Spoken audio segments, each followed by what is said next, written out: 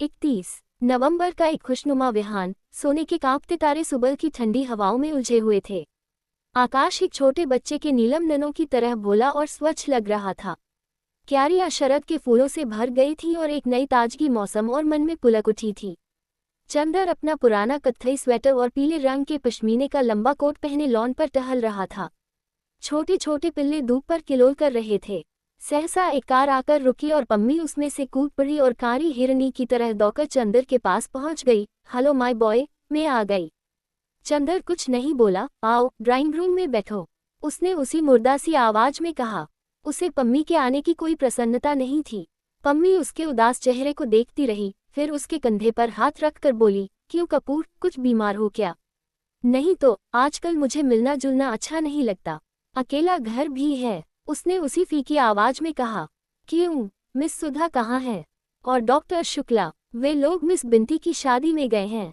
अच्छा, उसकी शादी भी हो गई। डैम इट, जैसे ये लोग पागल हो गए हैं। बटी, सुधा, बिंती, क्यों मिलते जुलते क्यों नहीं तुम? यूं ही, मन नहीं होता। समझ गई, जो मुझे 3-4 साल पहले हुआ था। कुछ निराशा हुई है तुम्हें? पम्मी बोली, नहीं, ऐसी तो कोई बात नहीं। कहना मत अपनी जबान से, स्वीकार कर लेने से पुरुष का गर्व टूट जाता है। यही तो तुम्हारे चरित्र में मुझे प्यारा लगता है। खैर, ये ठीक हो जाएगा। मैं तुम्हें ऐसे नहीं रहने दूंगी। मसूरी में इतने दिन क्या करती रही? चंदर ने पूछा। योग साधन, पम्मी ने हंसकर कहा। जानते हो, आजकल मसूरी में बर्फ पड़ रही है। मैंने कभी बर्फ के पहाड़ नहीं देखे थे। अंग्रेजी उपन्यासों में बर्फ पड़ने का जिक्र सुना बहुत था। सोचा, देखती आऊं। क्या कपूर, तुम खत क्यों नहीं लिखते थे? मन नहीं होता था। अच्छा, बटी की शादी कब होगी? चंदर ने बात टालने के लिए कहा। हो भी गई, मैं अभी नहीं पाई कि सुनते हैं जेनी एक दिन बटी को पकड़कर खींच ले गई और पादरी से बोली, अभी शादी करा दो। उसने शादी करा दी। लौटकर जेनी ने बटी का शिकारी सूट फाड़ डाला और अच्छा सा सूट पहना दिया। बड़े विचित्र हैं दोनों। एक दिन सर्दी के वक्त बटी स्वेटर उतारकर जेनी के कमरे में गया तो मारे गुस्से के जेनी ने सिवा पतलून के सारे कपड़े उतारकर बटी को कमरे से बाहर निकाल दिया। मैं तो जब से आई हूँ रोज नाटक देखती हूँ। हाँ, देखो ये तो मैं भूल ही गई थी। और उसने अपनी जेब से पीतल की एक छोटी सी मूर्ति निकालकर मेज पर रखी। एक भुटिया औरत इसे बेच रही थी। मैंने इसे मांगा तो वह बोली यह सिर्फ मर्दों के लिए है। मैंने पूछा, क्यों? तो बोली इसे अगर मर्द पहन ले तो उस पर किसी औरत का जादू नहीं चलता। वह औरत या तो मर जाती है या भाग जाती है या उसका ब्याह किसी दूसरे से हो जाता है। तो मैंने सोचा तुम्हारे लिए लेती चलूं। चंदर ने देखा वह अवलोकितेश्वर की महायानी मूर्ति थी। उसने हंसकर उसे ले लिया, फिर बोला, और क्या लाए अपने लिए? अपने लिए एक नया रहस्य लाई हूँ। क्या? इधर देखो मेरी ओर, मैं सुंदर लगती हूँ। चंदर ने देखा। पम्मी 18 साल की लड़की सी लगने लगी है। चेहरे के कोने भी जैसे गोल हो गए थे और मुंह पर बहुत ही भूलापन आ गया था। आंखों में कुंवारापन आ गया था। चेहरे पर सोना और केसर, चंपा, हर सिंगार घुल मिल गए थे। सचमुच पम्मी, लगता है जैसे कौमार्य लौट आया है तुम पर तो। परियों के कुंज से अपना बचपन फिर चुरा लाई क्या? नहीं कपूर, यही तो रहस्य लाई हूँ, हमेशा सुंदर बने रहने का, और परियों के कुंजों से नहीं, गुनाहों के कुंजों से। मैंने हिमालय की छांव में एक नया संगीत सुना कपूर, मानसलता का संगीत। मसूरी के समाज में घुल मिल गई और मादक अनुभूतियां बटोरती रही बिना किसी पश्चाताप के, और मैंने देखा कि दिनों दिन निखरती जा रही हूँ। कपूर, सेक्स इतना बुरा नहीं जितना मैं समझती थी। तुम्हारी क्या राय है? हाँ, मैं देख रहा हूँ, सेक्स लोगों को उतना बुरा नहीं लगता जितना मैं समझता था। नहीं चंद्र, सिर्फ इतना ही नहीं। अच्छा, मान लो जैसे तुम आजकल उदास हो और तुम्हारा सिर इस तरह अपनी गोद में रख लूं तो कुछ संतोष नहीं होगा तुम्हें? और पम्मी ने चंद्र का सिर सचमुच अपने श्वासांदोलित वक्ष से चिपका लिया। चंद्र झल्लाकर अलग हट गया। कैसी अजब लड़की है। थोड़ी देर चुप बैठा रहा, फिर बोला, क्यों पम्मी, तुम एक लड़की हो, मैं तुम्ही से पूछता हूँ, क्या लड़कियों के प्रेम में सेक्स अनिवार्य है? हाँ, पम्मी ने स्पष्ट स्वरों में जोर देकर कहा। लेकिन पम्मी, मैं तुमसे नाम तो नहीं बताऊंगा, लेकिन एक लड़की है जिसको मैंने प्यार किया है, लेकिन शायद वह मुझसे शादी नहीं कर पाएगी। मेरे उसके कोई शारीरिक संबंध भी नहीं है।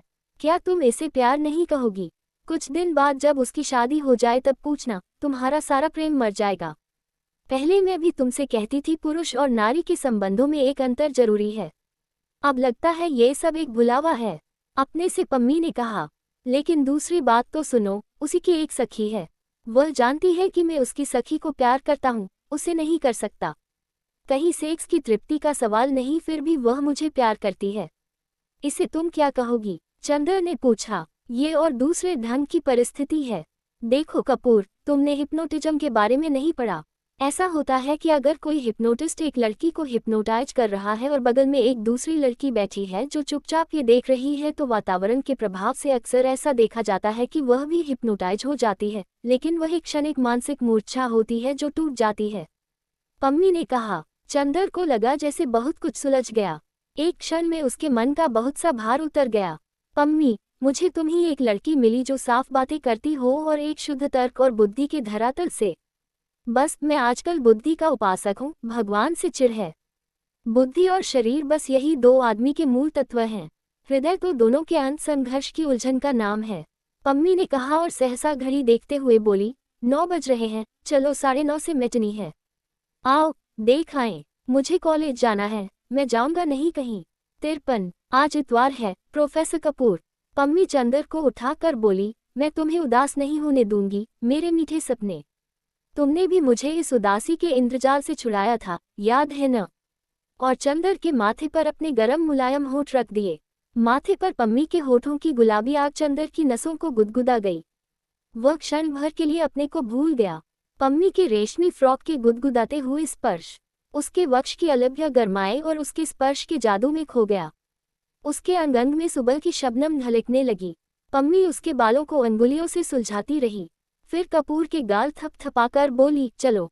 कपूर जाकर बैठ गया। तुम ड्राइव करो, पम्मी बोली। चंदर ड्राइव करने लगा और पम्मी कभी उसके कॉलर, कभी उसके बाल, कभी उसके होठों से खेलती रही। 7 चांद की रानी ने आखिर अपनी निगाहों के जादू से सन्नाटे के प्रेत को जीत लिया। स्पर्शों के सुकुमार रेशमी तारों ने नगर की आग को शबनम से सींच दिया। ऊबड़ खाबड़ खंडहर को अंगों के गुलाब की पाखुड़ियों से ढांक दिया और पीढ़ा के अंधियारे को सीपिया पलकों से झरने वाली दूधिया चांदनी से धो दिया। एक संगीत की लय थी जिसमें स्वर्ग पृष्ठ देवता खो गया। संगीत की लय थी या उद्दाम यौवन का भरा हुआ ज्वार था जो चंदर को एक मासूम फूल की तरह बहा ले गया। जहाँ पूजा दीप बुझ गया था, वहां तरुणाई की सांस की इंद्रधनुषी समा झिलमिला उठी थी। जहां फूल मुरझाकर धूल में मिल गए थे, वहां पुखराजी स्पर्शों के सुकुमार हरसिंगार झर पड़े। आकाश के चांद के लिए जिंदगी के आंगन में मचलता हुआ कन्हैया थाली के प्रतिबिंब में ही भूल गया। चंदर की शामें पम्मी के अदम्य रूप की छांव में मुस्कुरा उठी। ठीक 4 बजे पम्मी आती, कार पर चंदर को ले जाती और चंदर 8 बजे लौटता। प्यार के बिना कितने महीने कट गए, पम्मी के बिना एक शाम नहीं बीत पाती। लेकिन अब भी चंदर ने अपने को इतना दूर रखा था कि कभी पम्मी के होठों के गुलाबों ने चंदर के होठों के मूंगे से बातें भी नहीं की थीं। 32, एक दिन रात को जब वह लौटा तो देखा कि अपनी कार आ गई है। उसका मन फूल उठा, जैसे कोई अनाथ भटका हुआ बच्चा अपने संरक्षक की गोद के लिए तड़प उठता है। वैसे ही वह पिछले 1.5 महीने से डॉक्टर साहब के लिए तरस गया था। जहां इस वक्त उसके जीवन में सिर्फ नशा और नीरसता थी, वहीं हृदय के एक कोने में सिर्फ एक सुकुमार भावना शेष रह गई थी। वह थी डॉक्टर शुक्ला के प्रति।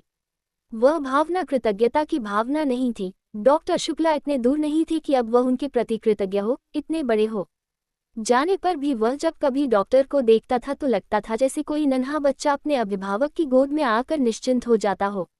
उसने पास आकर देखा, डॉक्टर साहब बरामदे में टहल रहे थे।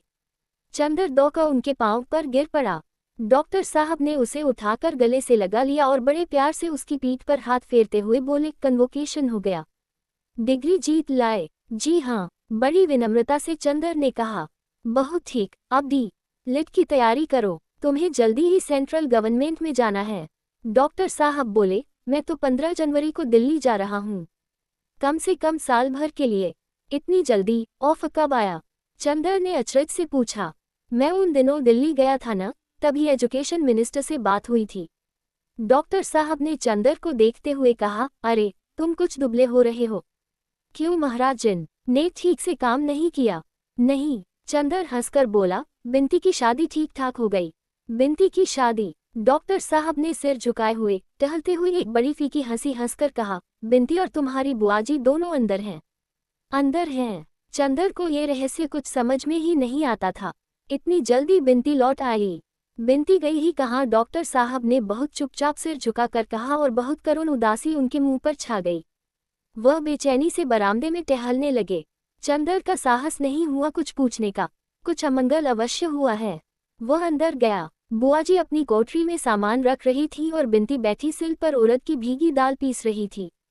बिनती ने चंदर को देखा, दाल में सने हुए हाथ जोड़कर प्रणाम किया, सिर को आंचल से ढांककर चुपचाप दाल पीसने लगी। कुछ बोली नहीं। चंदर ने प्रणाम किया और जाकर बुआ के पैर छू लिए। अरे चंदर है, आओ बेटवा, हम तो लुट गए। और बुआ वहीं देहरी पर सिर थाम कर बैठ गईं। क्या हुआ बुआ जी? होता का भैया, जॉन बदा रहा भाग में ओही भवा। और बुआ अपनी धोती से आंसू पोंछकर बोली, ई हमरी छाती पर मूंगदरे के लिए बदी रही तौन जमी है। भगवान कौनों को ऐसी कलंकिनी बिटिया न दे। 3 भावरी के बाद बारात उठ गई। भैया, हमारा तो कुल डूब गया। और बुआ जी ने उच्च स्वर में रुदन शुरू किया। बिनती ने चुपचाप हाथ धोए और उठकर छत पर चली गई। चुप रहो हो, अब रोया रोया के काहे जीव हलकान करत हो। गुणवंती बिटिया बाय, हजारन आए के बिटिया के लिए गुड़े गिरे हैं। अपना एकांत होई के बैठो, महाराजन ने पूरी उतारते हुए कहा। आखिर बात क्या हुई? महाराजन चंदर ने पूछा। महाराजन ने जो बताया उससे पता लगा कि लड़के वाले बहुत ही संकीर्ण मना और स्वार्थी थे। पहले मालूम हुआ कि लड़का उन्होंने ग्रेजुएट बताया था, वह था इंटर फेल। फिर दरवाजे पर झगड़ा किया उन्होंने। डॉक्टर साहब बहुत बिगड़ गए।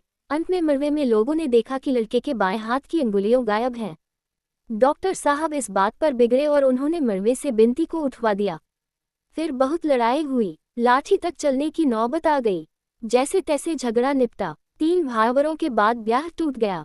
अब बताओ भैया, सहसा बुआ आंसू पोंछकर गरज उठी, इन्हें का हुई गवा रहा, इनकी मती मारी गई। गुस्से में आए कि बिनती को उठवाया लेहिन। अब हम अति बड़ी बिटिया लेके कहाँ जाएं? अब हमरी बिरादरी में कौन पूछी एका अता पढ़ लिख के इन्हें का सूझा। अरे लड़की वाले हमेशा दब के चले चाहिए। अरे तो क्या आंख बंद कर लेते? लंगड़े लूले लड़के से कैसे ब्याह कर देते? बुआ, तुम भी गजब करती हो। चंदर बोला, भैया, जेके भाग में लंगड़ा लूला बदा हुई ओकाओ ही मिली। लड़कियन को निबाह करे चाहिए कि सकल देख चाहिए। अबहन ब्याह के बाद कौनों के हाथ गोड़ टूट जाए तो औरत अपने आदमी को छोड़ के गली गली की हाड़ी चाटे। हम रहे तो जब बिनती 3 बरस की हुई गई तब उनकी सकल उजेले में देखा रहा। जैसा भाग में रहा तैसा होता। चंदर ने विचित्र हृदयहीन तर्क को सुना और आश्चर्य से बुआ की ओर देखने लगा। बुआ जी बकती जा रही थीं। अब कहते हैं कि बिनती को पड़ुबई, ब्याह न कर बई, रही सही इज्जत भी बेच रहे हैं। हमार तो किस्मत फूट गई। और वे फिर रोने लगी, पैदा होते काहे नहीं मर गई। कुलबोरनी कुलच्छनी अभाग्य न। सहसा बिनती छत से उतरी और आंगन में आकर खड़ी हो गई। उसकी आंखों में आग भरी थी। बस करो मां जी, वह चीख कर बोली, बहुत सुन लिया मैंने, अब और बर्दाश्त नहीं होता। तुम्हारे कोसने से अब तक नहीं मरी, न मरूंगी। अब मैं सुनूंगी नहीं, मैं साफ कह देती हूँ। तुम्हें मेरी शक्ल अच्छी नहीं लगती तो जाओ तीर्थ यात्रा में अपना परलोक सुधारो, भगवान का भजन करो। समझी कि नहीं? चंदर ने ताज्जुब से बिनती की ओर देखा। वह वही बिनती है जो मांझी की जरा जरा सी बात से लिपटकर रोया करती थी। बिनती का चेहरा तमतमाया हुआ था और गुस्से से बदन कांप रहा था। बुआ उछलकर खड़ी हो गई और दुगुनी चीख कर बोली, अब बहुत जबान चले लगी है। कौन है तोर जे के बल पर ही चमक दिखावत है? हम काट के धर दे बई, तो के बताया दे ठई। मुँह झौसी, ऐसी न होती तो काहे ही दिन देखे पड़त। उन्हें तो खाए गई, हमू का खाए लेव। अपना मुंह पीटकर बुआ बोली, तुम इतनी मीठी नहीं हो मांझी कि तुम्हें खा लें। बिनती ने और तड़पकर जवाब दिया। चंदर स्तब्ध हो गया। ये बिनती पागल हो गई है। अपनी माँ को क्या कह रही है? छह, बिनती पागल हो गई हो क्या? चलो उधर, चंदर ने डांट कर कहा। चुप रहो चंदर, हम भी आदमी हैं, हमने जितना बर्दाश्त किया है हम ही जानते हैं। हम क्यों बर्दाश्त करें? और तुमसे क्या मतलब? तुम कौन होते हो हमारे बीच में बोलने वाले? क्या है ये सब? तुम लोग सब पागल हो गए हो क्या? बिनती, यह क्या हो रहा है? सहसा डॉक्टर साहब ने आकर कहा। बिनती दौड़कर डॉक्टर साहब से लिपट गई और रोकर बोली, मामा जी, मुझे दीदी के पास भेज दीजिए, मैं यहाँ नहीं रहूंगी। अच्छा बेटी, अच्छा, जाओ चंदर, डॉक्टर साहब ने कहा। बिनती चली गई तो बुआ जी से बोले, तुम्हारा दिमाग खराब हो गया है। उस पर गुस्सा उतारने से क्या फायदा? हमारे सामने ये सब बातें करोगी तो ठीक नहीं होगा। अरे हम काहे बोल गई? हम तो मर जाएं तो अच्छा है।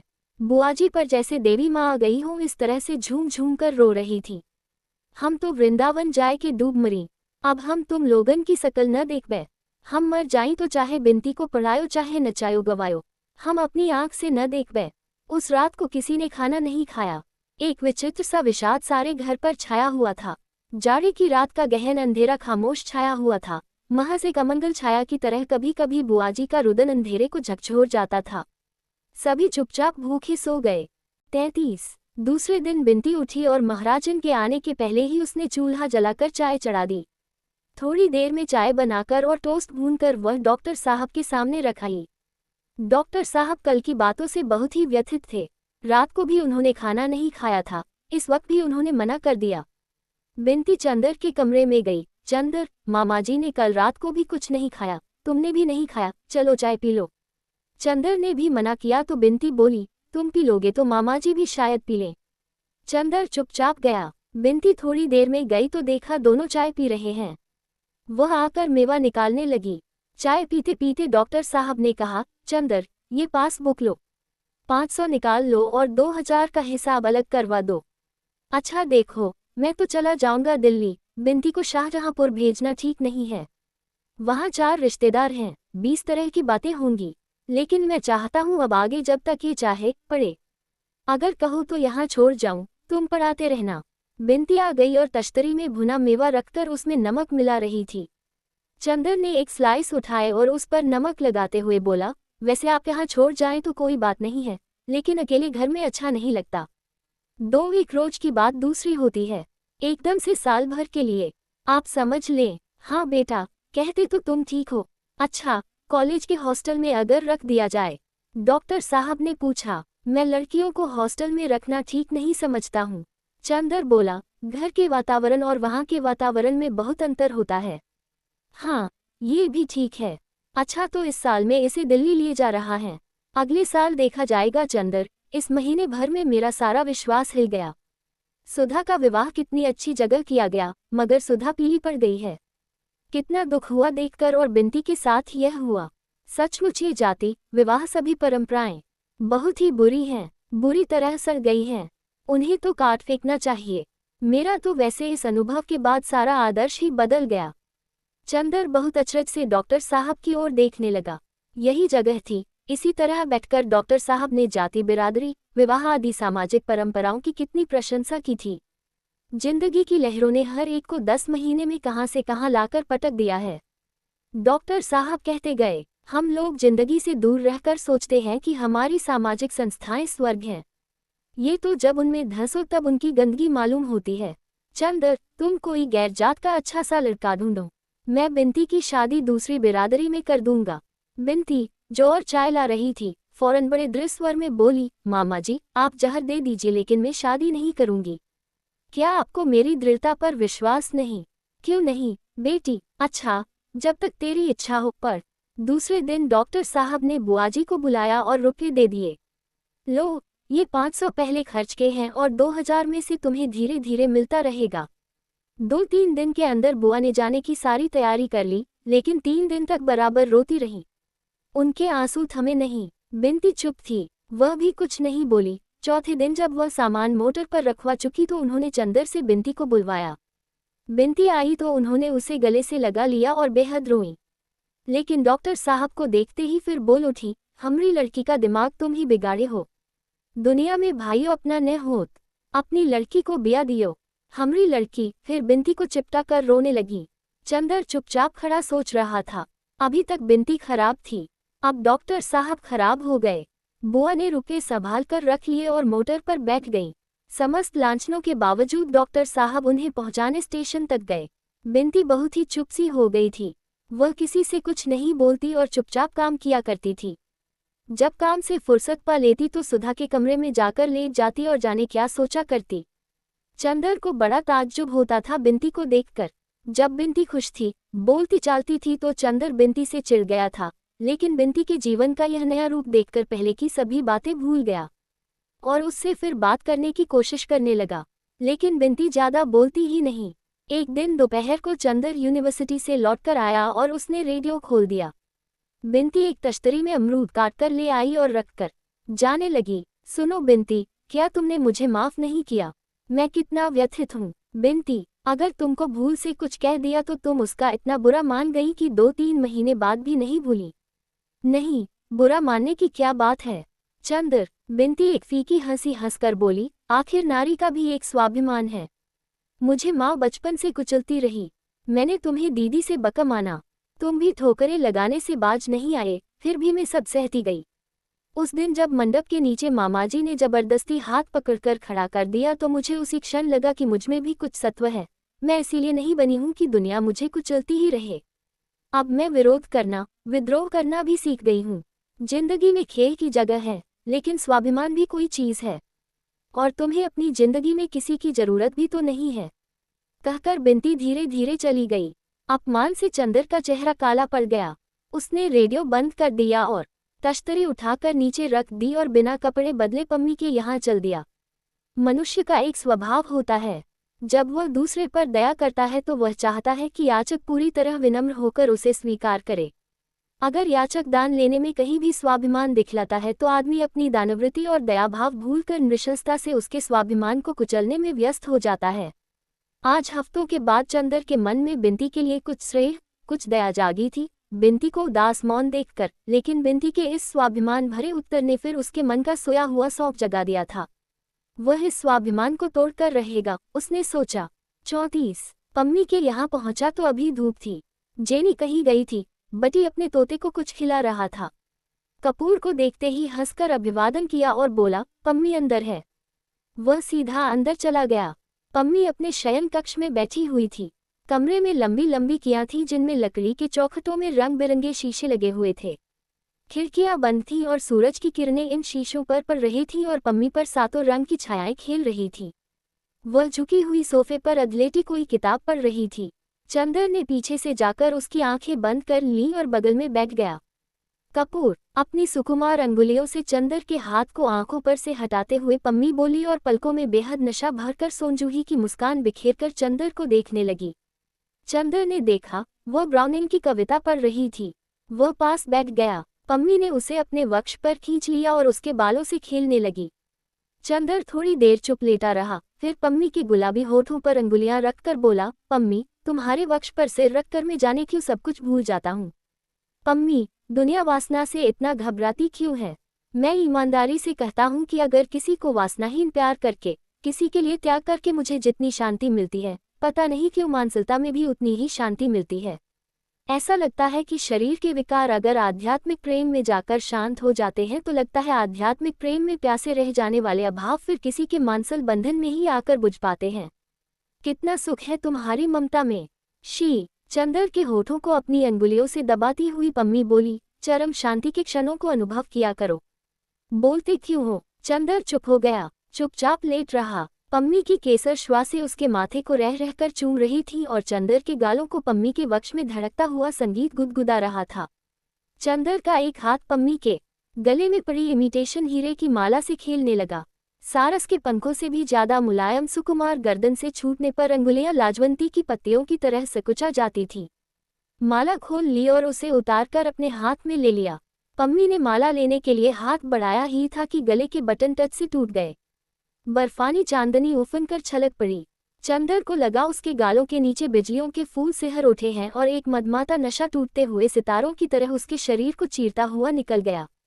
वह कांप उठा, सचमुच कांप उठा। नशे में चूर वह उठकर बैठ गया और उसने पम्मी को अपनी गोद में डाल लिया। पम्मी अनंत के धनुष की प्रत्यंचा की तरह दोहरी होकर उसकी गोद में पड़ रही। तरुणाई का चांद टूटकर 2 टुकड़े हो गया था और वासना के तूफान ने झीने बादल भी हटा दिए थे। जहरीली चांदनी ने नागिन बनकर चंदर को लपेट लिया। चंदर ने पागल होकर पम्मी को अपनी बाहों में कस लिया। इतनी प्यास से लगा कि पम्मी का दीपशिखा सा तन चंदर के तन में समा जाएगा। पम्मी निश्वेष आंखें बंद किए थी लेकिन उसके गालों पर जाने क्या खिल उठा था। चंदर के गले में उसने मृणाल सी बाहें डाल दी थीं। चंदर ने पम्मी के होठों को जैसे अपने होठों में समेट लेना चाहा। इतनी आग नशा। ठाए सहसा बाहर बंदूक की आवाज हुई।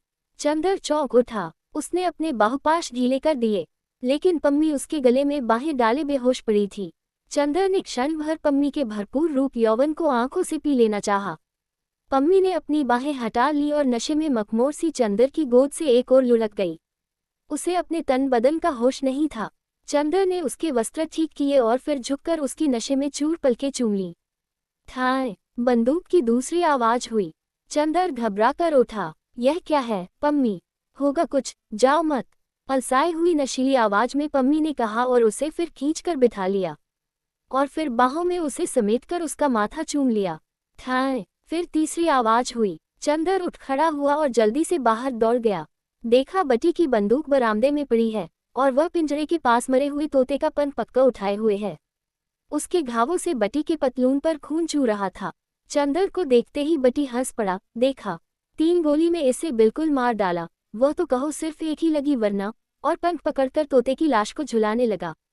6, फेंको उसे, हत्यारे कहीं के, मार क्यों डाला उसे? चंदर ने कहा। तुमसे मतलब तुम कौन होते हो पूछने वाले? मैं प्यार करता था उसे, मैंने मार डाला, बटी बोला और आहिस्ते से उसे एक पत्थर पर रख दिया। रूमाल निकालकर फाड़ डाला। आधा रूमाल उसके नीचे बिछा दिया और आधे से उसका खून पोंछने लगा। फिर चंदर के पास आया। चंदर के कंधे पर हाथ रखकर बोला, कपूर, तुम मेरे दोस्त हो ना, जरा रूमाल दे दो। और चंदर का रूमाल लेकर तोते के पास खड़ा हो गया। बड़ी हसरत से उसकी ओर देखता रहा, फिर झुककर उसे चूम लिया और उस पर रूमाल उड़ा दिया और बड़े मातम की मुद्रा में उसी के पास सिर झुकाकर बैठ गया। बटी, बटी, पागल हो गए क्या? चंदर ने उसका कंधा पकड़ाकर हिलाते हुए कहा। यह क्या नाटक हो रहा है? बटी ने आंखें खोली और चंदर को भी हाथ पक्का वहीं बिठा लिया और बोला, देखो कपूर, एक दिन तुम आए थे तो मैंने तोता और जेनी दोनों को दिखाकर कहा था कि जेनी से मैं नफरत करता हूँ, उससे शादी कर लूंगा और तोते से मैं प्यार करता हूँ, इसे मार डालूंगा। कहा था कि नहीं? कहो हाँ। हाँ, कहा था। चंदर बोला, लेकिन क्यों कहा था? हाँ, अब पूछा तुमने। तुम पूछोगे मैंने क्यों मार डाला तो मैं कहूँगा कि इसे अब मर जाना चाहिए था, इसलिए इसे मार डाला। तुम पूछोगे इसे क्यों मर जाना चाहिए तो मैं कहूँगा, जब कोई जीवन की पूर्णता पर पहुंचा जाता है तो उसे मर जाना चाहिए। अगर वह अपनी जिंदगी का लक्ष्य पूरा कर चुका है और नहीं मरता तो यह उसका अन्याय है। वह अपनी जिंदगी का लक्ष्य पूरा कर चुका था, फिर भी नहीं मरता था। मैं इसे प्यार करता था लेकिन यह अन्याय नहीं सह सकता था, अतः मैंने इसे मार डाला। अच्छा, तो तुम्हारे तोते की भी जिंदगी का कोई लक्ष्य था? हरेक की जिंदगी का लक्ष्य होता है, और वह लक्ष्य होता है सत्य को, चरम सत्य को जान जाना। वह सत्य जान लेने के बाद आदमी अगर जिंदा रहता है तो उसकी यह असीम बेहयाई है। मैंने इसे वह सत्य सिखा दिया, फिर भी यह नहीं मरा तो मैंने मार डाला। फिर तुम पूछोगे कि वह चरम सत्य क्या है? वह सत्य है कि मौत आदमी के शरीर की हत्या करती है और आदमी की हत्या गला घोंट देती है। मसलन तुम अगर किसी औरत के पास जा रहे हो या किसी औरत के पास से आ रहे हो और संभव है उसने तुम्हारी आत्मा की हत्या कर डाली हो, अब तुम जल्दी ही पूरे पागल हो जाओगे। चंदर ने कहा और फिर वो पम्मी के पास लौट गया। पम्मी उसी तरह मदहोश लेटी थी। उसने जाते ही फिर बाहें फैलाकर चंदर को समेट लिया और चंदर उसके वक्ष की रेशमी गरमाई में डूब गया। जब वह लौटा तो बटी हाथ में खुरप लिए एक गिद्दू बंद कर रहा था। सुनो कपूर, यहाँ मैंने उसे गाड़ दिया, यह उसकी समाधि है, और देखो आते आते यहाँ सिर झुका देना। वह बेचारा जीवन का सत्य जान चुका है, समझ लो वह सेंट पैरेट संत सुखदेव हो गया है। अच्छा अच्छा, चंदर सिर झुकाकर हंसते हुए आगे बढ़ा। सुनो, रुको कपूर, फिर बटटी ने पुकारा और पास आकर चंदर के कंधे पर हाथ रखकर बोला, कपूर, तुम मानते हो कि नहीं कि पहले मैं एक साधारण आदमी था? अब भी हो? चंदर हंसते हुए बोला, नहीं, अब मैं असाधारण नहीं हूँ कपूर। देखो, तुम्हें आज रहस्य बताऊं। वही आदमी असाधारण होता है जो किसी परिस्थिति में किसी भी तथ्य को स्वीकार नहीं करता, उनका निषेध करता चलता है। जब वह किसी को भी स्वीकार कर लेता है तब वह पराजित हो जाता है। मैं तो कहूँगा असाधारण आदमी बनने के लिए सत्य को भी स्वीकार नहीं करना चाहिए। क्या मतलब? बटी, तुम तो दर्शन की भाषा में बोल रहे हो, मैं अर्थशास्त्र का विद्यार्थी हूँ भाई। चंदर ने कौतूहल से कहा। देखो, अब मैंने विवाह स्वीकार कर लिया, जेनी को स्वीकार कर लिया। चाहे ये जीवन का सत्य ही क्यों न हो, पर महत्ता तो निषेध में होती है। सबसे बड़ा आदमी वह होता है जो अपना निषेध कर दे। लेकिन मैं अब साधारण आदमी हूँ, सस्ती किस्म का अदना व्यक्ति। मुझे कितना दुख है आज। मेरा तोता भी मर गया और मेरी असाधारणता भी। और बटी फिर तोते की कब्र के पास सिर झुकाकर बैठ गया। 53 वह घर पहुंचा तो उसके पांव जमीन पर नहीं पड़ रहे थे। उसने उफनी हुई चांदनी चूमी थी, उसने तरुणाई के चांद को स्पर्शों से सेहरा दिया था, उसने नीली बिजलियां चूमी थीं। प्राणों की सिहरन और गुदगुदी से खेलकर वह आ रहा था। वह पम्मी के होठों की गुलाबों को चूम घूम कर गुलाबों के देश में पहुंच गया था और उसकी नसों में बहते हुए रस में गुलाब झूम उठे थे। वह सिर से पैर तक एक मदहोश प्यास बना हुआ था। घर पहुंचा तो जैसा उल्लास से उसका अंग अंग नाच रहा हो। बिंती के प्रति दोपहर को जो आक्रोश उसके मन में उभर आया था, वह भी शांत हो गया था। बिंती ने आकर खाना रखा। चंदर ने बहुत हंसते हुए बड़े मीठे स्वर में कहा, बिंती, आज तुम भी खाओ। नहीं, मैं नीचे खाऊंगी। अरे चल बैठ, गिलहरी। चंदर ने बहुत दिन पहले के स्नेह के स्वर में कहा और बिंती की पीठ में एक घूंसा मारकर उसे पास बिठा लिया। आज तुम्हें नाराज नहीं रहने देंगे। ले खा, पगली। नफरत से नफरत बढ़ती है, प्यार से प्यार जागता है। बिंती के मन का सारा नेह सूख सा गया था। वह चिड़ी, स्वाभिमानी, गंभीर और रूखी हो गई थी, लेकिन औरत बहुत कमजोर होती है। ईश्वर न करे कोई उसके हृदय की ममता को छू ले। वह सब कुछ बर्दाश्त कर लेती है, लेकिन अगर कोई किसी तरह उसके मन के रस को जगा दे तो वह फिर अपना सब अभिमान भूल जाती है। चंदर ने, जब वह यहाँ आई थी, तभी से उसके हृदय की ममता जीत ली थी। इसलिए चंदर के सामने सदा झुकती आई, लेकिन पिछली बार से चंदर ने ठोकर मारकर सारा खेल बिखेर दिया था। उसके बाद उसके व्यक्तित्व का रस सूखता ही गया। क्रोध जैसे उसकी बाहों पर रखा रहता था। आज चंदर ने उसको इतने दुलार से बुलाया तो लगा वह जाने कितने दिनों का भूला स्वर सुन रही है। चाहे चंदर के प्रति उसके मन में कुछ भी आक्रोश क्यों न हो, लेकिन वह इस स्वर का आग्रह नहीं टाल सकती। ये वह भली प्रकार जानती थी। वह बैठ गई। चंदर ने एक कौर बनाकर बिंती के मुंह में दे दिया। बिंती ने खा लिया। चंदर ने बिंती की बाह में चुटकी काटकर कहा, अब दिमाग ठीक हो गया पगली का? इतने दिनों से अकड़ी फिरती थी। बिंती ने बहुत दिन के भूले हुए स्नेह के स्वर में कहा, खुद ही तो अपना दिमाग बिगाड़े रहते हैं और हमें इल्जाम लगाते हैं। तरकारी ठंडी तो नहीं है। दोनों में सुलह हो गई। जाड़ा अब काफी बढ़ गया था। खाना खा चुकने के बाद बिंती शाल ओढ़े चंदर के पास आई और बोली, लो, इलायची खाओगे? चंदर ने ले ली। छीलकर आधे दाने खुद खा लिए, आधे बिंती के मुंह में दे दिए। बिंती ने धीरे से चंदर की अंगुली दांत से दबा दी। चंदर ने हाथ खींच लिया। बिंती उसी के परलंग पर पास ही बैठ गई और बोली, याद है तुम्हें? इसी परलंग पर तुम्हारा सिर दबा रही थी तो तुमने शीशी फेंक दी थी। हाँ, याद है। अब कहो तुम्हें उठाकर फेंक दूं? चंदर आज बहुत खुश था। मुझे क्या फेंकोगे? बिंती ने शरारत से मुंह बनाकर कहा, मैं तुमसे उठूंगी ही नहीं। जब अंगों का तूफान एक बार उठना सीख लेता है तो दूसरी बार उठते हुए उसे देर नहीं लगती। अभी वह अपने तूफान में पम्मी को पीसकर आया था। सिरहाने बैठी हुई बिंती, हल्का बादामी शाल ओढ़े, रह रहकर मुस्कुराती और गालों पर फूलों के कटोरे खिल जाते, आंख में एक नई चमक। चंदर थोड़ी देर देखता रहा। उसके बाद उसने बिंती को खींचकर कुछ हिचकते हुए बिंती के माथे पर अपने होंठ रख दिए। बिंती कुछ नहीं बोली, चुपचाप अपने को छुड़ाकर सिर झुकाए बैठी रही और चंदर के हाथ को अपने हाथ में लेकर उसकी अंगुलियां चिपकाती रही। सहसा बोली, अरे तुम्हारे कफ का बटन टूट गया है, लाओ सिल दूं। चंदर को पहले कुछ आश्चर्य हुआ, फिर कुछ ग्लानि। बिंती कितना समर्पण करती है उसके सामने वह, लेकिन उसने अच्छा नहीं किया। पम्मी की बात दूसरी है, बिंती की बात दूसरी। बिंती के साथ एक पवित्र अंतर ही ठीक रहता। बिंती आई और उसके कफ में बटन सीने लगी। सीते सीते बचे हुए डोरे को दांत से तोड़ती हुई बोली, चंदर, एक बात कहे मानोगे? क्या? पम्मी के यहाँ मत जाया करो। क्यों? पम्मी अच्छी औरत नहीं है। वो तुम्हें प्यार नहीं करती, तुम्हें बिगाड़ती है। ये बात गलत है बिंती। तुम इसीलिए कह रही हो ना कि उसमें वासना बहुत तीखी है। नहीं, यह नहीं। उसने तुम्हारी जिंदगी में सिर्फ एक नशा, एक वासना दी, कोई ऊंचाई, कोई पवित्रता नहीं। कहाँ दीदी, कहाँ पम्मी? किस स्वर्ग से उतरकर तुम किस नरक में फंस गए?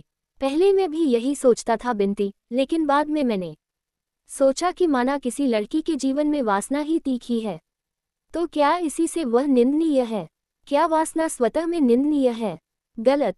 ये तो स्वभाव और व्यक्तित्व का अंतर है बिंती। हरेक से हम कल्पना नहीं मान सकते, हरेक से वासना नहीं पा सकते। बादल है, उस पर किरण पड़ेगी, इंद्रधनुष ही खिलेगा। फूल है, उस पर किरण पड़ेगी, तबस्सुम ही आएगा। बादल से हम मांगने लगे तबस्सुम और फूल से मांगने लगे इंद्रधनुष, तो ये तो हमारी एक कवित्वमयी भूल होगी। माना एक लड़की के जीवन में प्यार आया, उसने अपने देवता के चरणों पर अपनी कल्पना चढ़ा दी। दूसरी के जीवन में प्यार आया, उसने चुंबन, आलिंगन और गुदगुदी की बिजलियां दी। एक बोली, देवता मेरा शरीर चाहे जिसका हो, मेरी पूजा भावना, मेरी आत्मा तुम्हारी है और वह जन्म जन्मांतर तक तुम्हारी रहेगी। और दूसरी दीपशिखा सी लहराकर बोली, दुनिया कुछ कहे अब तो मेरा तन मन तुम्हारा है। मैं तो बेकाबू हूँ, मैं करूँ क्या? मेरे तो अंग अंग जैसे अलसा कर चूर हो गए हैं तुम्हारी गोद में गिरपने के लिए। मेरी तरुणाई पुलक उठी है तुम्हारे आलिंगन में पिस जाने के लिए। मेरे लाज के बंधन जैसे शिथिल हुए जाते हैं। मैं करूँ तो क्या करूँ? कैसा नशा पिला दिया है तुमने, मैं सब कुछ भूल गई हैं। तुम चाहे जिसे अपनी कल्पना दो, अपनी आत्मा दो, लेकिन एक बार अपने जलते हुए होठों में मेरे नर्म गुलाबी होठ समेट लो ना। बताओ बिनती, क्यों पहली की भावना ठीक है और दूसरी की प्यास गलत? बिनती कुछ देर तक चुप रही, फिर बोली, चंदर तुम बहुत गहराई से सोचते हो, लेकिन मैं तो एक मोटी सी बात जानती हूँ कि जिसके जीवन में वह प्यास जग जाती है वह फिर किसी भी सीमा तक गिर सकता है, लेकिन जिसने त्याग किया, जिसकी कल्पना जागी, वह किसी भी सीमा तक उठ सकता है। मैंने तो तुम्हें उठते हुए देखा है। गलत है बिनती, तुमने गिरते हुए देखा है मुझे। तुम मानोगी कि सुधा से मुझे कल्पना ही मिली थी, त्याग ही मिला था, पवित्रता ही मिली थी, पर वह कितनी दिन टिकी? और तुम ये कैसे कह सकती हो कि वासना आदमी को नीचे ही गिराती है? तुम आज ही की घटना लो, तुम ये तो मानोगी कि अभी तक मैंने तुम्हें अपमान और तिरस्कार ही दिया था। खैर, उसकी बात जाने दो। बिनती बोली, नहीं, बात आ गई तो मैं साफ कहता हूँ कि आज मैंने तुम्हारा प्रतिदान देने की सोची। आज तुम्हारे लिए मन में बड़ा खेद उमड़ आया। क्यों? जानती हो, पम्मी ने आज अपने बाहुपाश में कसकर जैसे मेरे मन की सारी कटुता, सारा विष खींच लिया। मुझे लगा बहुत दिन बाद मैं फिर पिशाच नहीं, आदमी हूँ। ये वासना का ही दान है। तुम कैसे कहोगी कि वासना आदमी को नीचे ही ले जाती है? बिनती कुछ नहीं बोली। चंदर भी थोड़ी देर चुप रहा, फिर बोला, लेकिन एक बात। पूछे? बिनती, क्या? बहुत अजब सी बात है, सोच रहा हूँ पूछे या न पूछूं। पूछो न। अभी मैंने तुम्हारे माथे पर होठ रख दिए, तुम कुछ भी नहीं बोली, और मैं जानता हूँ ये कुछ अनुचित सा था। तुम पम्मी नहीं हो, फिर भी तुमने कुछ भी विरोध नहीं किया। बिनती थोड़ी देर तक चुपचाप अपने पांव की ओर देखती रही, फिर शाल के छोर से एक डोरा खींचते हुए बोली, चंदर, मैं अपने को कुछ समझ नहीं पाती। सिर्फ इतना जानती हूँ कि मेरे मन में तुम जाने क्या हो, इतने महान हो कि मैं तुम्हें प्यार नहीं कर पाती, लेकिन तुम्हारे लिए कुछ भी करने से अपने को रोक नहीं सकती। लगता है तुम्हारा व्यक्तित्व, उसकी शक्ति और उसकी दुर्बलताएं, उसकी प्यास और उसका संतोष इतना महान है, इतना गहरा है कि उसके सामने मेरा व्यक्तित्व कुछ भी नहीं है।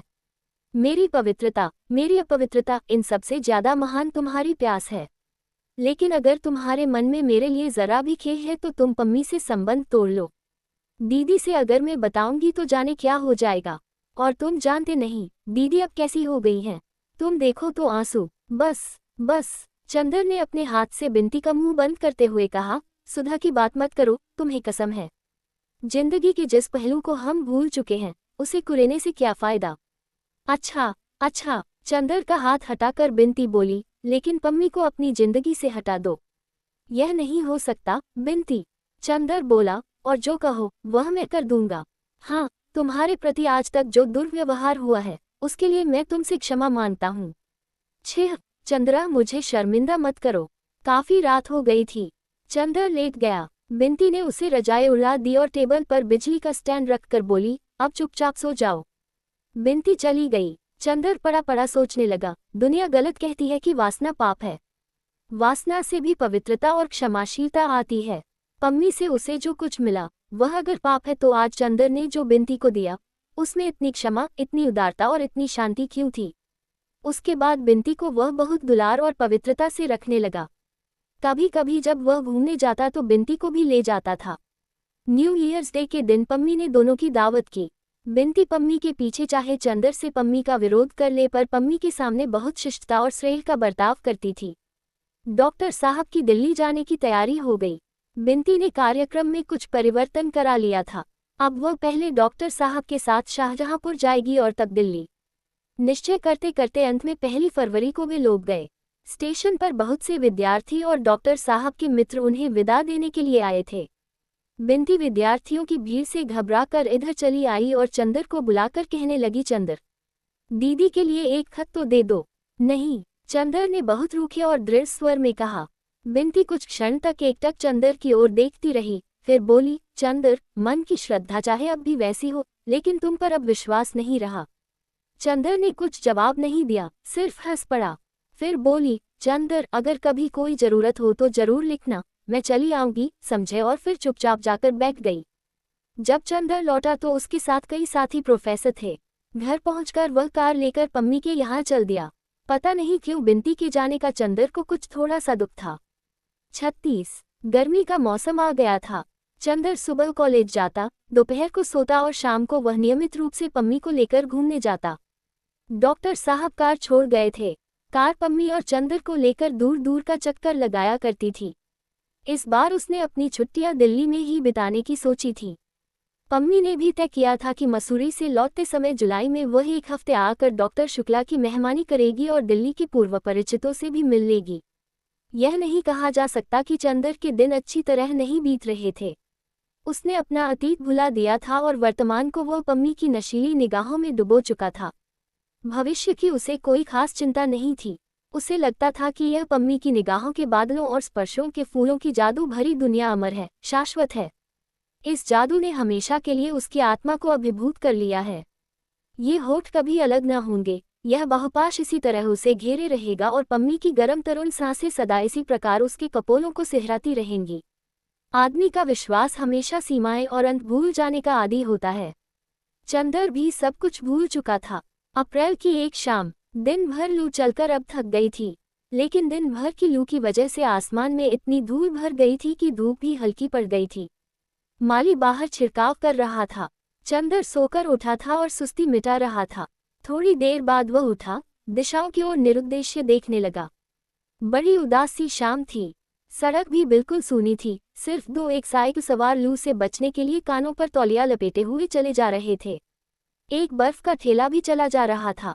जाओ, बर्फ ले आओ, चंदर ने माली को पैसे देते हुए कहा। माली ने ठेला वाले को बुलाया। ठेला वाला आकर फाटक पर रुक गया। माली बर्फ तुड़वा ही रहा था कि एक रिक्शा, जिस पर पर्दा बंधा था, वह भी फाटक के पास मुड़ा और ठेले के पास आकर रुक गया। ठेला वाले ने ठेला पीछे किया।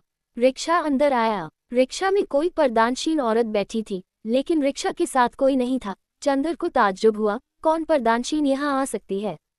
रिक्शा से एक लड़की उतरी जिसे चंदर नहीं जानता था, लेकिन बाहर का पर्दा जितना गंदा और पुराना था, लड़की की पोशाक उतनी ही साफ और चुस्त।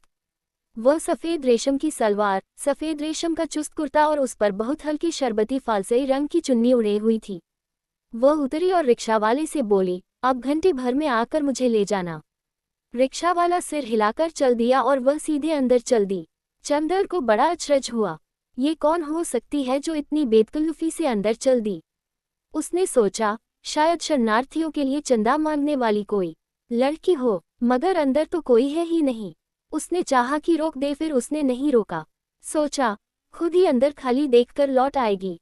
माली बर्फ लेकर आया और अंदर चला गया। वह लड़की लौटी। उसके चेहरे पर कुछ आश्चर्य और कुछ चिंता की रेखाएं थीं। अब चंदर ने उसे देखा। एक सांवली लड़की थी, कुछ उदास, कुछ बीमार सी लगती थी।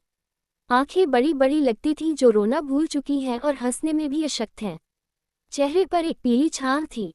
ऐसा लगता था देखने ही से कि लड़की दुखी है पर अपने को संभालना जानती है। वह आई और बड़ी फीकी मुस्कान के साथ, बड़ी शिष्टता के स्वर में बोली, चंदर भाई, सलामा सुधा क्या ससुराल में है। चंदर का आश्चर्य और भी बढ़ गया। ये तो चंदर को जानती भी है। जी हाँ, वह ससुराल में है। आप और बिंती कहाँ है? लड़की ने बात काट कर पूछा। बिंती दिल्ली में है। क्या उसकी भी शादी हो गई? जी नहीं, डॉक्टर साहब आजकल दिल्ली में हैं। वह उन्हीं के पास पढ़ रही है। बैठ तो जाए, चंदर ने कुर्सी खिसकाकर कहा। अच्छा, तो आप यहीं रहते हैं, अब नौकर हो गए होंगे। जी हाँ, चंदर ने अचरज में डूबकर कहा, लेकिन आप इतनी जानकारी और परिचय की बातें कर रही हैं, मैंने आपको पहचाना नहीं, क्षमा कीजिएगा। वह लड़की हंसी, जैसे अपनी किस्मत, जिंदगी, अपने इतिहास पर हंस रही हो। आप मुझको कैसे पहचान सकते हैं? मैं जरूर आपको देख चुकी थी। मेरे आपके बीच में दरअसल एक रोशनदान था, मेरा मतलब सुधा से है। जी हाँ, और गैसू ने बहुत तमीज से अपनी चुन्नी ओढ़ ली। ओह, मैं समझा, आप गैसू हैं। आप तो शादी के बाद जैसे बिल्कुल खो ही गईं। अपनी सहेली को भी एक खत नहीं लिखा। अख्तर मियां मजे में हैं। आपको ये सब कैसे मालूम? बहुत आकुल होकर गैसू बोली और उसकी पीली आंखों में और भी मैलापन आ गया। मुझे सुधा से मालूम हुआ था। मैं तो उम्मीद कर रहा था कि आप हम लोगों को एक दावत जरूर देंगी, लेकिन कुछ मालूम ही नहीं हुआ। एक बार सुधा जी ने मुझे आपके यहाँ भेजा तो मालूम हुआ कि आप लोगों ने मकान ही छोड़ दिया है। जी हाँ, मैं देहरादून में थी। अम्मी जान वगैरह सभी वहीं थीं। अभी हाल में वहाँ कुछ पनाहगीर पहुँचे। पनाहगीर? जी, पंजाब के सिख वगैरह। कुछ झगड़ा हो गया तो हम लोग चले आए। अब हम लोग यहीं हैं। अख्तर मियाँ कहाँ हैं? मिर्जापुर में पीतल का रोजगार कर रहे हैं, और उनकी बीवी देहरादून में थी। ये सजा क्यों दी आपने उन्हें? सजा की कोई बात नहीं। गैसू का स्वर घुटता हुआ सा मालूम दे रहा था। उनकी बीवी उनके साथ है। क्या मतलब? आप तो अजब सी बातें कर रही हैं। अगर मैं भूल नहीं करता तो आपकी शादी? जी हाँ। बड़ी ही उदास हंसी हंसकर गैसू बोली, आपसे चंद्र भाई, मैं क्या छिपाऊंगी, जैसे सुधा वैसे आप, मेरी शादी उनसे नहीं हुई। अरे गुस्ताखी माफ कीजिएगा, सुधा तो मुझसे कह रही थी कि अख्तर मुझसे मोहब्बत करते हैं। गैसू बात काटकर बोली और बड़ी गंभीर हो गई और अपनी चुन्नी के छोर में टैंक हुए सितारे को तोड़ती हुई बोली, मैं सचमुच नहीं समझ पाई कि उनके मन में क्या था।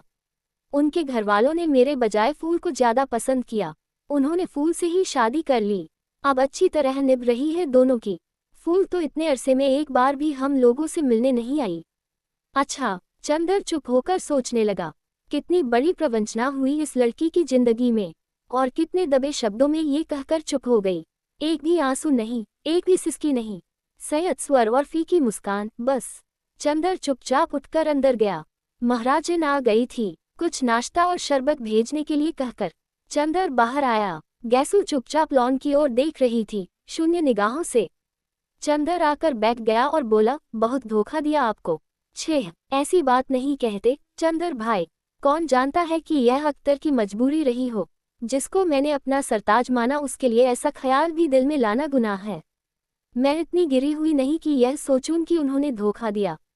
गैसू दांत तले जबान दबाकर बोली। चंदर दंग रह गया। क्या गैसू अपने दिल से कह रही है?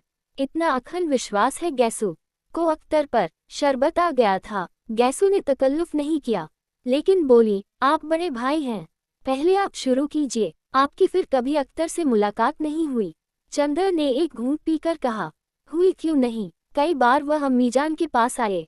आपने कुछ नहीं कहा। कहती क्या? ये सब बातें कहने सुनने की होती हैं।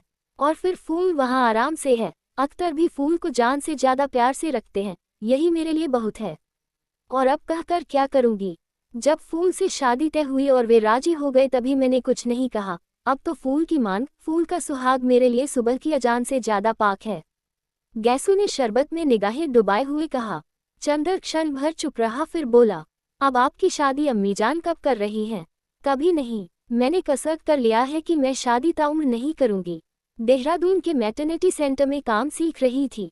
कोर्स पूरा हो गया, अब किसी अस्पताल में काम करूंगी। आप? क्यों? आपको ताज्जुब क्यों हुआ? मैंने अम्मीजान को इस बात के लिए राजी कर लिया है। मैं अपने पैरों पर खड़ी होना चाहती हूँ। चंदर ने शरबत से बर्फ निकालकर फेंकते हुए कहा, मैं आपकी जगह होता तो दूसरी शादी करता और अख्तर से भरसक बदला लेता। बदला? गैसू मुस्करा कर बोली, छह चंदर भाई, बदला, गुरेज, नफरत, इससे आदमी न कभी सुधरा है न सुधरेगा। बदला और नफरत तो अपने मन की कमजोरी को जाहिर करते हैं। और फिर बदला में लून किससे? उससे, दिल की तन्हाइयों में मैं जिसके सजदे पड़ती हूँ। ये कैसे हो सकता है? गैसू के माथे पर विश्वास का तेज दमक उठा। उसकी बीमार आंखों में धूप लहलहा उठी और उसका कंचनलता सा तन जगमगाने लगा। कुछ ऐसी दृढ़ता थी उसकी आवाज में, ऐसी गहराई थी उसकी ध्वनि में कि चंदर देखता ही रह गया। वह जानता था कि गैसू के दिल में अख्तर के लिए कितना प्रेम था। वह ये भी जानता था कि गैसू अख्तर की शादी के लिए किस तरह पागल थी। वह सारा सपना ताश के महल की तरह गिर गया, और परिस्थितियों ने नहीं, खुद अख्तर ने धोखा दिया। लेकिन गैसू है कि माथे पर शिकन नहीं, भौहों में बल नहीं, होठों पर शिकायत नहीं। नारी के जीवन का ये कैसा अमृत विश्वास था, यानी जिसे गैसू ने अपने प्रेम का स्वर्ण मंदिर समझा था, वह ज्वालामुखी बनकर फूट गया और उसने दर्द की पिघली आग की धारा में गैसू को डुबो देने की कोशिश की। लेकिन गैसू है कि अटल चट्टान की तरह खड़ी है। चंदर के मन में कहीं कोई टीस उठी। उसके दिल की धड़कनों ने कहीं पर उससे पूछा, और चंदर, तुमने क्या किया? तुम पुरुष थे, तुम्हारे सबल कंधे किसी के प्यार का बोझ क्यों नहीं ढो पाए? चंदर लेकिन चंदर ने अपनी अंतःकरण की आवाज को अनसुनी करते हुए पूछा, तो आपके मन में जरा भी दर्द नहीं अख्तर को न पाने का? दर्द? गैसू की आवाज डूबने लगी, निगाहों की जड़ पाखुड़ियों पर हल्की पानी की लहर दौड़ गई। दर्द? ये तो सिर्फ सुधा समझ सकती है चंदर भाई। बचपन से वह मेरे लिए क्या थे, ये वही जानती है। मैं तो उनका सपना देखते देखते उनका सपना ही बन गई थी। लेकिन खैर, दर्द इंसान के यकीदे को और मजबूत न कर दे, आदमी के कदमों को और ताकत न दे, आदमी के दिल को ऊंचाई न दे तो इंसान क्या? दर्द का हाल पूछते हैं आप? कयामत के रोज तक मेरी मैयत उन्हीं का आसरा देखेगी चंदर भाई। लेकिन इसके लिए जिंदगी में तो खामोश ही रहना होगा, बंद घर में जलते हुए चिराग की तरह घुलना होगा। और अगर मैंने उनको अपना माना है तो वह मिलकर ही रहेंगे। आज न सही, कयामत के बाद सही। मोहब्बत की दुनिया में जैसे एक दिन उनके बिना कट जाता है, वैसे एक जिंदगी उनके बिना कट जाएगी। लेकिन उसके बाद वे मेरे होकर रहेंगे। चंदर का दिल कांप उठा। गैसू की आवाज में तारे बरस रहे थे। और आपसे क्या कहूँ चंदर भाई, क्या आपकी बात मुझसे छिपी है? मैं जानती हूँ, सब कुछ जानती हूँ। सच पूछिए तो जब मैंने देखा कि आप कितनी खामोशी से अपनी दुनिया में आग लगते देख रहे हैं और फिर भी हंस रहे हैं, तो मैंने आपसे सबक लिया। हमें नहीं मालूम था कि हम और आप दोनों भाई बहनों की किस्मत एक सी है। चंदर के मन में जाने कितने घाव कसक उठे, उसके मन में जाने कितना दर्द उमड़ने सा लगा। गैसू उसे क्या समझ रही है मन में, और वह कहाँ पहुँच चुका है। जिसने चंदर की जिंदगी से अपने मन का दीप जलाया, वह आज देवता के चरण तक पहुँच गया। लेकिन चंदर के मन की दीपशिखा उसने अपने प्यार की चिता जला डाली। चंदर के मुंह पर ग्लानि की कालिमा छा गई। गैसू चुपचाप बैठी थी, सहसा बोली, चंदर भाई, आपको याद है पिछले साल इन्हीं दिनों में सुधा से मिलने आई थी और हसरत आपको मेरा सलाम कहने गया था? याद है? चंदर ने बहुत भारी स्वर में कहा। इस एक साल में दुनिया कितनी बदल गई। गैसू ने एक गहरी सांस लेकर कहा, एक बार ये दिन चले जाते हैं, फिर बेदर्द कभी नहीं लौटते। कभी कभी सोचती हूँ कि सुधा होती तो फिर कॉलेज जाते, क्लास में शोर मचाते, भागकर घास में लेटते, बादलों को देखते, शेर कहते और वह चंदर की और हम अख्तर की बातें करते। गैसू का गला भर आया और एक आंसू चू पड़ा। सुधा और सुधा की ब्याह शादी का हाल बताए, कैसे हैं उनके शौहर? चंदर के मन में आया कि वह कह दे, गैसू क्यों लज्जित करती हो? मैं वह चंदर नहीं हूँ। मैंने अपने विश्वास का मंदिर भ्रष्ट कर दिया, मैं प्रेत हूँ। मैंने सुधा के प्यार का गला घोंट दिया है, लेकिन पुरुष का गर्वी पुरुष का छल, उसे ये भी नहीं मालूम होने दिया कि उसका विश्वास चूर चूर हो चुका है। और पिछले कितने ही महीनों से उसने सुधा को खत लिखना भी बंद कर दिया है और यह भी नहीं मालूम करने का प्रयास किया कि सुधा मरती है या जीती। घंटा भर तक दोनों सुधा के बारे में बातें करते रहे। इतने में रिक्शावाला लौट आया। गैसू ने उसे ठहरने का इशारा किया और बोली, अच्छा जरा सुधा का पता लिख दीजिए। चंदर ने एक कागज पर पता लिख दिया। गैसू ने उठने का उपक्रम किया तो चंदर बोला, बैठिए, अभी आपसे बातें करके आज जाने कितने दिनों की बातें याद आ रही हैं। गैसू हंसी और बैठ गई। चंदर बोला, आप अभी तक कविताएं लिखती हैं? कविताएं? गैसू फिर हंसी और बोली, जिंदगी कितनी हमगीर है, कितनी पुरशोर, और इस शोर में नगमों की हकीकत कितनी। अब हड्डियां, नसें, प्रेशर पॉइंट, पट्टियां और मरहमों में दिन बीत जाता है। अच्छा चंदर भाई, सुधा भी उतनी ही शौक है, उतनी ही शरारती है? नहीं, चंदर ने बहुत उदास स्वर में कहा, जाओ कभी देख आओ ना। नहीं, जब तक कहीं जगह नहीं मिल जाती तब तक तो इतनी आज़ादी नहीं मिलेगी। अभी यही हूँ, उसी को बुलवाऊंगी और उसके पति देवता को लिखूंगी। कितना सूना लग रहा है घर, जैसे भूतों का बसेरा हो, जैसे परेत रहते हों। क्यों परेत बना रही हैं आप? मैं रहता हूँ इसी घर में। चंदर बोला, अरे मेरा मतलब यह नहीं था। गैसू हंसते हुए बोली, अच्छा अब मुझे तो अम्मीजान नहीं भेजेंगी, आज जाने कैसे अकेले आने की इजाज़त दे दी। आपको किसी दिन बुलवाऊं तो आइएगा जरूर। हाँ आऊँगा गैसू, जरूर आऊँगा, चंदर ने बहुत स्नेह से कहा। अच्छा भाईजान, सलाम, नमस्ते। गैसू जाकर रिक्शा पर बैठ गई और पर्दा तन गया। रिक्शा चल दिया। चंदर एक अजीब सी निगाह से देखता रहा, जैसे अपने अतीत की कोई खोई हुई चीज ढूंढ रहा हो। फिर धीरे धीरे लौट आया। सूरज डूब गया था। वह गुस्लखाना बंद कर नहाने बैठ गया। जाने कहाँ कहाँ मन भटक रहा था उसका। चंदर मन का अस्थिर था, मन का बुरा नहीं था। गैसू ने आज उसके सामने अचानक वह तस्वीर रख दी थी जिसमें वह स्वर्ग की ऊंचाइयों पर मंडराया करता था, और जाने कैसा दर्द सा उसके मन में उठ गया था। गैसू ने अपने अजाने में ही चंदर के अविश्वास, चंदर की प्रतिहिंसा को बहुत बड़ी हार दी थी। उसने सिर पर पानी डाला तो उसे लगा यह पानी नहीं है, जिंदगी की धारा है, पिघले हुए अंगारों की धारा जिसमें पटकर केवल वही जिंदा बच पाया है जिसके अंगों में प्यार का अमृत है। और चंदर के मन में क्या है? महज वासना का विश्व सड़ा हुआ, गला हुआ शरीर मात्र जो केवल सन्निपात के जोर से चल रहा है। उसने अपने मन के अमृत को गली में फेंक दिया है। उसने क्या किया है? वह नहाकर आया और शीशे के सामने खड़ा होकर बाल काटने लगा। फिर शीशे की ओर एकटक देखकर बोला, मुझे क्या देख रहे हो चंदर बाबू? मुझे तो तुमने बर्बाद कर डाला। आज कई महीने हो गए और तुमने एक चिट्ठी तक नहीं लिखी। छः। और उसने शीशा उल्टकर रख दिया।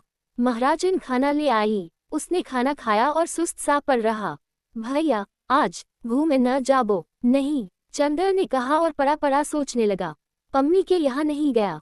ये गैसू दूसरे कमरे में बैठी थी। इस कमरे में बिनती उसे कैलाश का चित्र दिखा रही थी। चित्र उसके मन में घूमने लगे। चंदर, क्या इस दुनिया में तुम ही रह गए थे? फोटो दिखाकर पसंद कराने के लिए चंदर का हाथ उठा।